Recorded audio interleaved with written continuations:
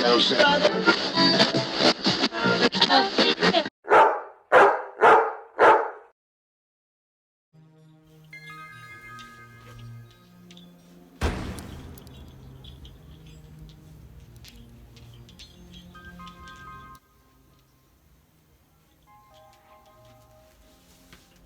already know, good people, we are back. Another good day, another great day. Great evening. Shit, I ain't even gonna lie, it's late tonight. It's late night for me. You know what I mean? But the show has to go on, you know what I mean? I was doing a lot today, you know what I mean? But better late than never, man. Shit, you better off getting some reps at night than missing none if you didn't in the morning. You feel me? So let's get it, man. Salute to y'all. Boys in the Hood edition. Y'all see it. Shit. Don't let that Mac fly like my nigga dope, boy. Cool. We started off here. Let's go. Right into it. Let us briefly review the events which gave birth to this power. The story begins with an incident in Boston, March 5th, 1770. British soldiers were patrolling the streets. By their presence, openly threatened the citizens. The colonists resented armed men marching in the midst. They began to express their resentment openly, hurling stones as well as epithets at the marching soldiers until the commanding officer gave orders. Fixed bayonets, charge! The battle was on. It resulted in the death and injury of many. The incident aroused such resentment that the provincial assembly, made up of prominent colonists, called a meeting for the purpose of taking definite action.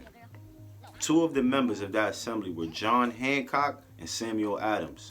Long live their names.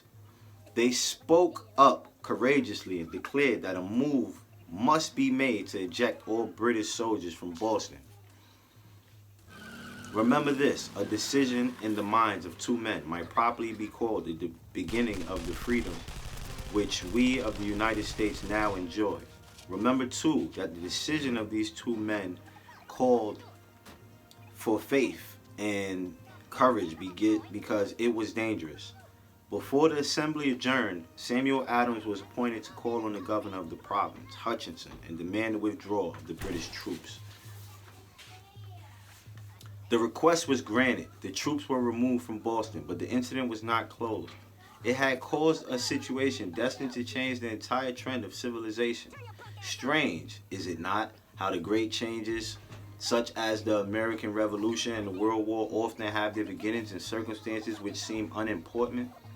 It is interesting also to observe that these important changes usually begin in the form of a definite decision in the minds of a relatively small number of people.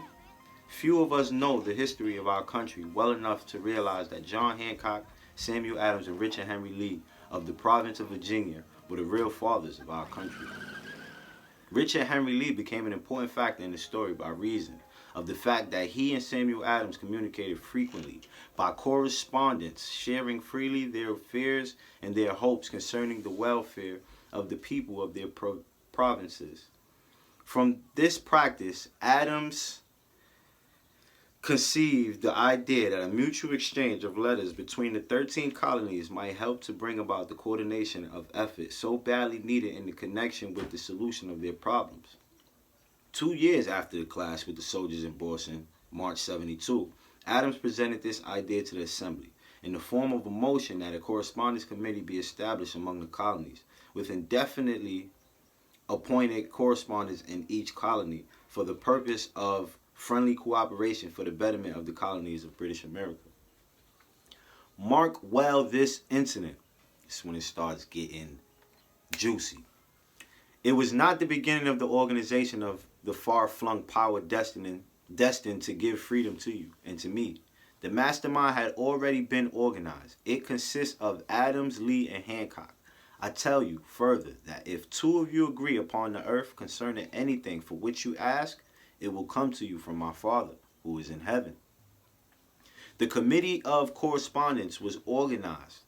Observe that this move provided the way for increasing the power of the mastermind by adding to it men from all the colonies. Take notice that this procedure constituted the first organized planning of the disgruntled colonists. In union there is strength. The citizens of the colonies had been waging disorganized warfare against the British soldiers through incidents similar to the Boston riot, but nothing of benefit had been accomplished. Their individual grievances had not been consolidated under one mastermind.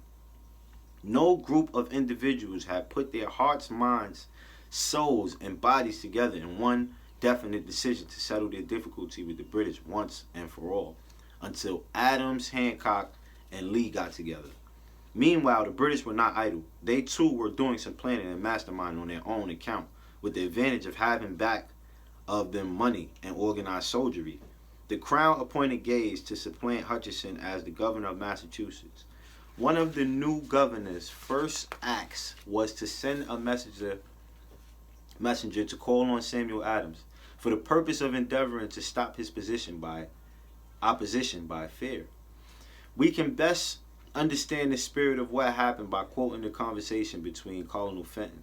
The message sent by Gage and Adams. Colonel Fenton: I have been authorized by Governor Gage to assure you, Mr. Adams, that the governor has been empowered to confer upon you such benefits as would be satisfactory.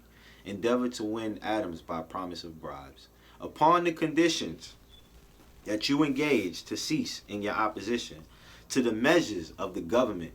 It is the pleasure of His Majesty. Your conduct has been such as makes you liable to penalties of an act of Henry VIII, by which persons can be sent to England for trial of treason or misprision of treason, at the discretion of a governor of a province. But by changing your political course, you will not only receive great personal advantages, but you will make your peace with the king. Samuel Adams had the choice of two decisions. He could cease his opposition and receive personal bribes, or he could continue and run the risk of being hanged. Clearly, the time had come when Adams was forced to reach instantly a decision which could have cost his life. The majority of men would have found it difficult to reach such a decision. The majority would have sent back an evasive reply, but not Adams. He insisted upon Colonel Fenton's word of honor that the colonel would deliver to the governor. The answer exactly as Adams would give it to him. Adams' answer: then you may tell Governor Gage that I trust I have long since made my peace with the King of Kings. No personal consideration shall induce me to abandon the righteous cause of my country. And tell Gage it is the advice of Samuel Adams to him no longer to insult the feelings of an exasperated people. This shit is getting dope. Comment as to the character of this man seems unnecessary. It must be obvious to all who read the astounding message that its sender possessed loyalty of the highest order. This is important. Racketeers and dishonest politicians have prostituted the honor for which such men as Adams died. When Governor Gage received Adams' caustic reply, he flew into a rage and issued a proclamation which read, I do hereby, in His Majesty's name, offer and promise His most gracious pardon to all persons who shall forthwith lay down their arms and return to the duties of peaceable subjects, accepting only from the benefit of such pardon Samuel Adams and John Hancock, whose offenses are of too flagitious a nature to admit of any other consideration but that of condign punishment. As one might say in modern slang, Adams and Hancock were on the spot. The threat of the irate governor forced the two men to reach another decision, equally as dangerous. They hurriedly called a secret meeting of their staunchest followers. Here the mastermind began to take on momentum. After the meeting had been called to order, Adams locked the door, placed in the key in his pocket, and informed all present that it was imperative that a Congress of the colonists be organized and that no man should leave the room until the decision for such a Congress had been reached. Great excitement followed. Some weighed the possible consequences of such radicalism old man feared.